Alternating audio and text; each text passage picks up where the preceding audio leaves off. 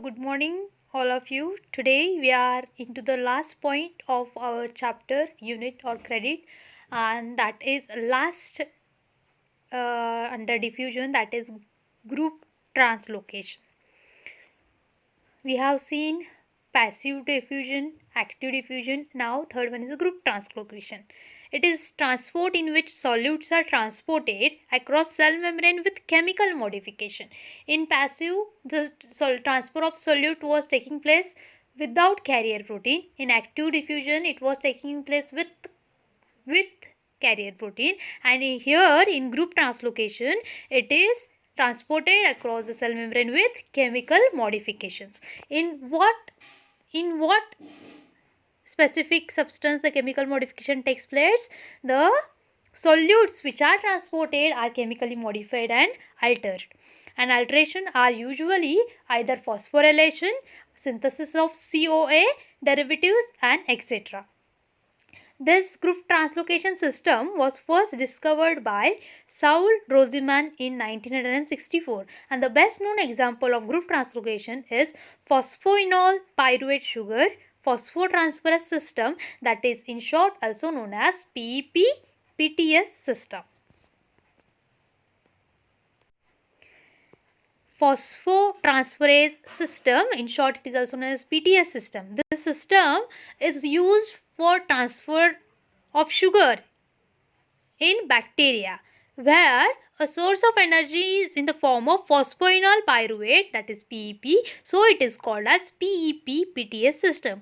ह्या सिस्टमला PEP-PTS system असं का म्हटलं जातं तर एखादा शुगर मॉलिक्यूल बॅक्टेरियाना अपटेक करत असताना त्याला जी काही एनर्जी लागते ती इन द फॉर्म ऑफ काय प्रोव्हाइड होते? फॉस्फोइनॉल पायरुवेट PEP ने. आणि कुठली सिस्टम आहे ही PTS सिस्टम, म्हणूनच त्याला काय म्हटलेलं आहे? PEP-PTS system. In the previous lecture in active transport, we have seen that during the solute transformation, energy required, a kind of energy was required, and that kind of energy was provided in the form of ATP. And in this group translocation, a kind of energy is needed to transfer a sugar molecule, and it is provided in the form of phosphoenol pyruvate PEP. Okay, the system transfers many sugars across the membrane by phosphorylation. Phosphorylation is nothing but addition of phosphate group to a sugar molecule is known as a phosphorylation. Okay, this phosphorylation is favored by the conversion of phosphophenol, that is PEP, to pyruvate, thereby donating a phosphate group to a sugar molecule, and this overall reaction is known as a phosphorylation. Sugar molecule which is to be transferred inside the cell, which is present initially outside the cell, this PEP is present inside the cell.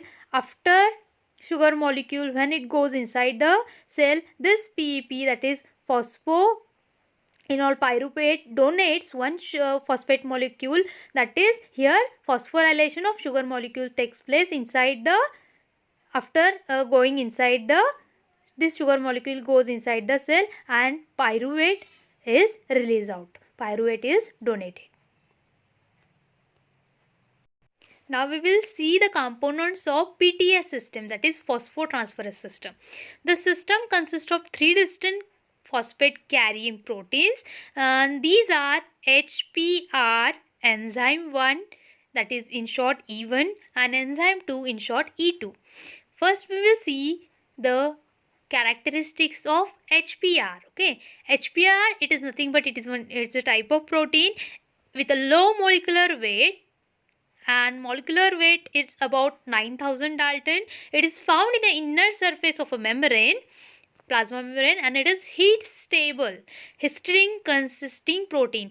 It is histidine containing protein, and hence it is known, or in short it is labeled as HPR protein. HPR transfers phosphate from E1 to E2B during sugar transport. In short, we will see afterward the reaction, and during when we will go through the reaction, you will understand how HPR transfers the phosphate from E1 to E2B during sugar transport. Okay, HPR undergoes phosphorylation at N1 in histidine residue. Now second component of PTS system is enzyme 1 or E1 in short. This enzyme 1 is low molecular weight dimeric enzyme which is located again to the inner surface of the membrane, same as that of HPR protein. It transfers phosphate from phosphophenol pyruvate to HRP. Again you will understand this transfer of phosphophenol pyruvate to HRP into the next reaction here.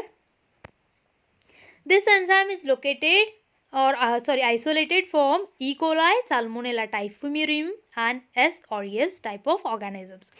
And the last component of PTS system is enzyme 2, in short E2, and this enzyme is also composed of three components again, like E2A, formerly known as E3, and E2B and E2C.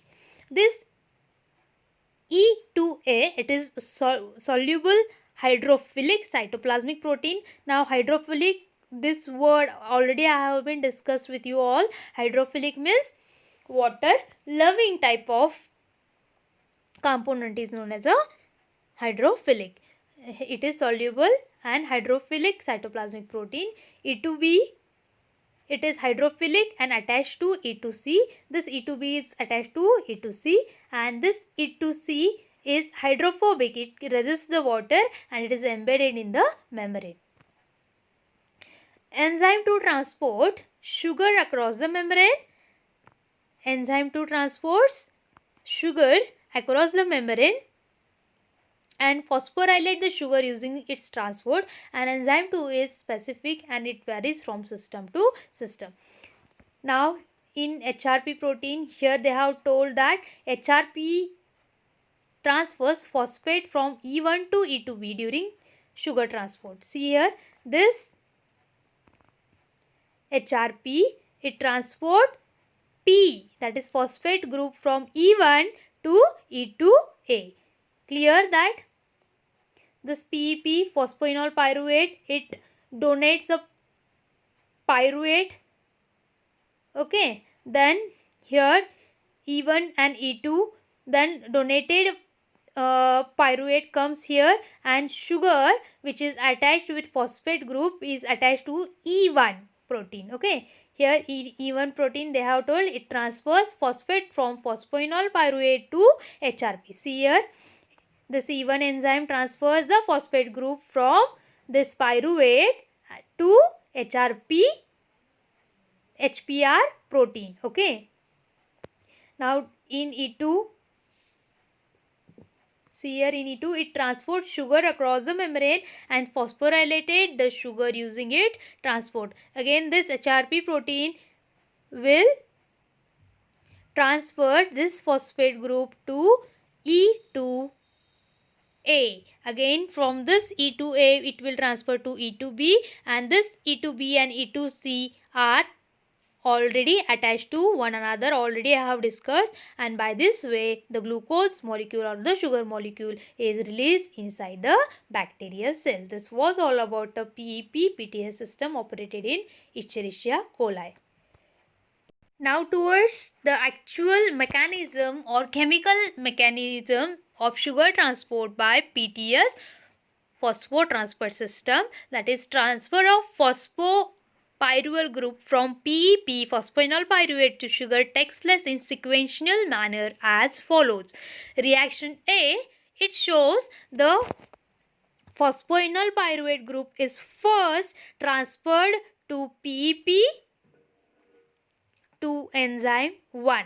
Okay, this phosphoenol pyruvate plus enzyme 1, it donates pyruvate group plus enzyme 1 is attached with sugar and released phosphate group is attached to enzyme 1.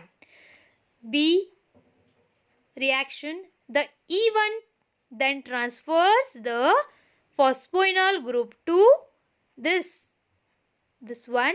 The end product of first reaction is the main product of another reaction. This enzyme 1 phosphate, it combines with HPR protein, and this enzyme 1 gives the phosphate group to HPR protein, and E1 is released as it is, and the overall reaction can be written as PEP plus HRP. It gives rise to HRP plus P pyruvate is given out. C reaction, the phosphopyruvyl group is then transferred to sugar specific protein, that is E3 it is present in cytoplasm. Okay, HPR plus phosphate group plus E3 get attached to the phosphate group and HPR protein is released out, and in the final step the phosphopyruvyl group is transferred to sugar molecule. This phosphate group is finally transferred to the sugar molecule, and thus the phosphorylated sugar is then released inside the cell membrane, inside the bacterial cell. Okay. By this mechanism, sugars like glucose, fructose, sucrose, mannitol and cellobiose are transported into the bacterial cell. Here we have ended with your chapter. Thank you.